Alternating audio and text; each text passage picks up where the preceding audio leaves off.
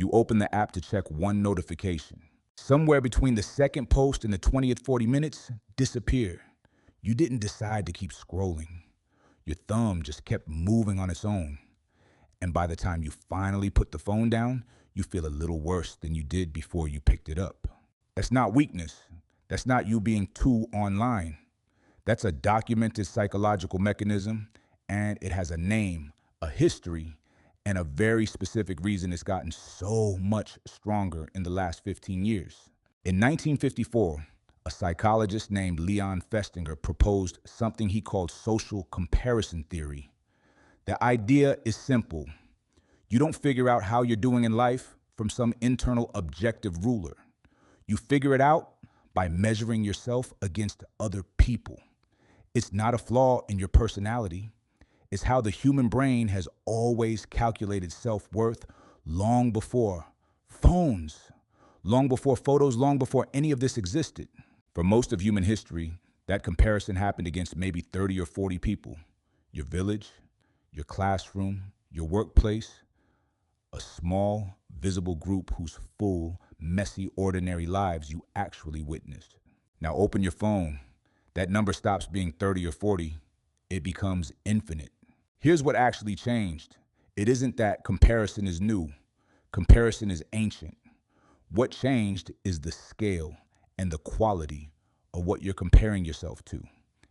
Every single day, your brain runs this ancient calculation against a highlight reel curated from thousands of people it has never met and will never meet. A stranger's vacation, a coworker's promotion, an old classmate's relationship captured at its single best angle on its single best day, filtered and posted specifically because it was the best 5 seconds of their entire week. Festinger had a name for this exact pattern too. He called it upward social comparison, measuring yourself against people who appear on the surface to be doing better than you. And your brain does this automatically. You don't choose to feel worse while scrolling. It happens in milliseconds underneath conscious thought before you've even decided how you feel about what you just saw. So what actually happens to a person who does this every day for years? In 2018, a team at the University of Pennsylvania decided to find out directly. Psychologist Melissa Hunt and her colleagues took a group of college students and split them into two groups.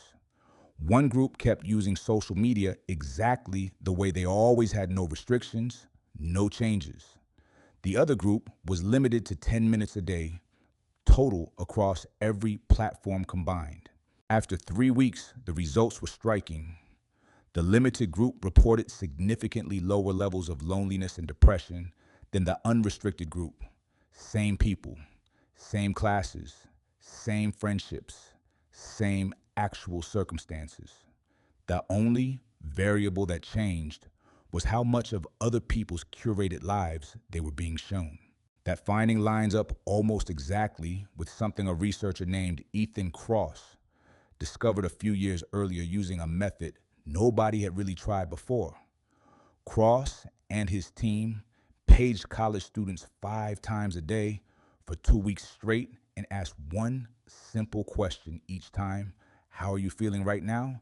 And how much have you used Facebook since we last checked in? The pattern held across nearly every single participant. The more someone had used Facebook between one check-in and the next, the worse they reported feeling by the time of the next one. Not because anything bad had actually happened to them in that window, because of what they had just seen. A separate line of research from psychologist Jean Twenge and her colleagues tracked this same pattern showing up specifically as smartphones and social media became widespread among teenagers. Across large national surveys, the years when screen time rose sharply were the same years when reported loneliness and low mood rose sharply too in generation after generation of teenagers who on paper had more ways to connect with each other than any generation before them ever did. A historical theory, a controlled experiment, a real-time survey study, 3 separate research teams, Three separate methods, all converging on the same uncomfortable conclusion. This isn't one study you can wave away as a fluke. It's the same mechanism showing up everywhere researchers have thought to look for it. Now, picture the actual moment this happens to you. You're lying in bed. It's been a fine day, an ordinary, unremarkable day. Nothing good, nothing bad. You open the app one more time before turning off the light. You see a friend's engagement photos, a coworker's new house, someone from high school on a beach you'll probably never visit. Nothing about your actual life has changed in the 90 seconds it took to see all of that. Your job is the same. Your relationships are the same. Your bank account holds the exact same numbers it held 2 minutes ago. But something in your chest tightens anyway. A quiet, specific kind of dissatisfaction that simply wasn't there 90 seconds earlier. You put the phone face down on the nightstand. You stare at the ceiling for a while. You're not thinking about anything in particular, just running a low background comparison you never consciously agreed to run. Where did it come from? Here's the counterintuitive part, and it's the part almost everyone gets wrong. The problem was never that you're too insecure or too competitive or bad at being happy for other people. The problem is that your brain is running an ancient, useful calculation on completely broken input. Social comparison theory evolved to help you gauge you're standing inside a small, honest, visible group people whose entire lives you actually witnessed bad days, included boring Tuesdays, included arguments and setbacks, included. What you're comparing yourself to now isn't a full life at all. It's a highlight reel, edited and filtered and posted specifically because it represents someone's best 5 seconds out of an entire week of ordinary ones. You are not losing to other people. You are losing to a curated version of them that was built, quite literally, to be beaten. And once you see that clearly, the shame underneath it starts to loosen its grip a little. Doesn't that reframe things even slightly?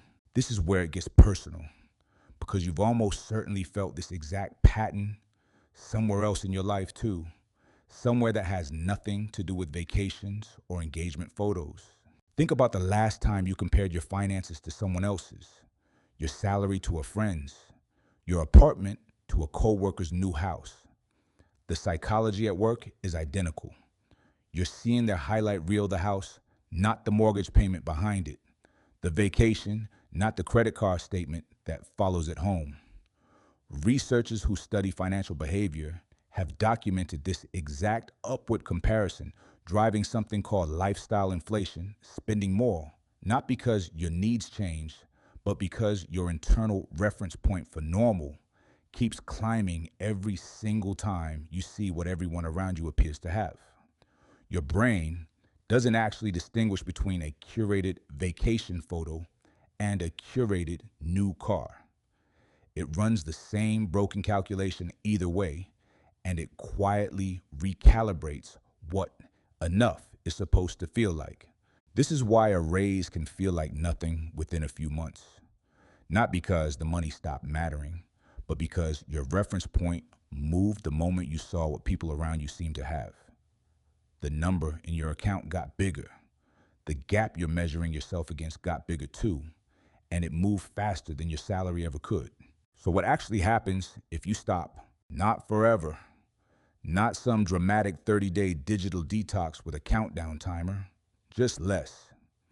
Meaningfully less, the way Hunt students experienced it almost by accident as a side effect of a university study.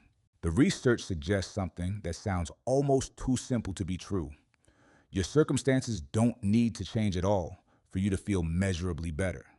Nothing about your job, your house, your relationship, your bank balance has to be different in any way. The only variable that moved in that Pennsylvania study was exposure, less input, less comparison, less quiet manufactured dissatisfaction pulled out of nothing but someone else's best 5 seconds. You don't need a better life to feel better about the life you already have. You need fewer highlight reels, quietly insisting that you don't already have one. Think about tomorrow morning specifically. The version of you who checks the app first thing before your feet even hit the floor, and the version of you who doesn't are about to have two completely different mornings before either of them has done a single real thing, made a single real decision, or accomplished a single real task. One of them starts the day already slightly behind, already quietly measured in milliseconds against a stranger's curated best moment. The other one just starts the day on its own terms for what it actually is. You open the app to check one notification. This time, put it down before the 20th post, because the 40 minutes were never really about the notification, and they never were. And the version of you who feels a little worse afterward isn't broken, isn't weak, and isn't bad at being grateful. He's just running the oldest program the human brain has on the newest, most curated, most rigged set of data it has ever been fed.